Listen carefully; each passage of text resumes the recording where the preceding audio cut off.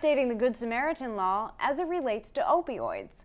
I'm Jill Horner. This is Comcast Newsmakers. With me is Pennsylvania State Representative Quinn. Thanks for being with us. Thanks for having me. When we talk about opioids in the Commonwealth and across the country, this is an issue for every community, and it's an issue that you're working to address here in Pennsylvania in a variety of different ways. But talk to us first about the scope of the problem overall.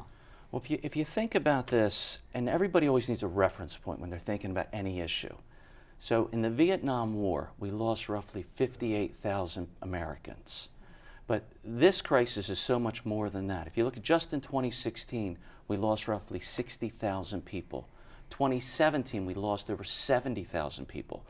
Finally, here in 2018, with some of the things that we've been doing, you're finally seeing the problem abate a little bit, but so we had a 5% reduction, but we're still hovering around 70,000 people a year who are being affected, who are dying. And those are the deaths associated with opioids, but you are looking at this in a variety of different ways. One is updating the Good Samaritan law. There is a Good Samaritan law in place in the Commonwealth, but your proposed change would be for those who have received Narcan or naloxone, which is a life-saving drug after an overdose, to be required to meet with a certified recovery specialist. Why this step? So first, let me step back.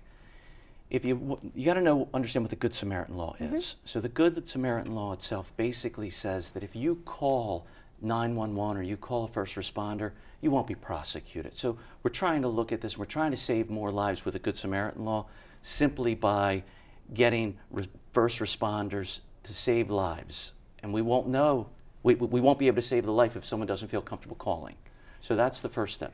Now the second step in this, and it has to do what I'm proposing, is how do we look at that group of people that we've just saved, that we've treated with Narcan?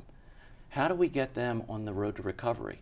Well, what my bill would basically do, if you think about it like a 12-step process, it would put them on the first step. It would have them meet with a certified recovery specialist. And this is typically somebody that has been through the process. They themselves have recovered.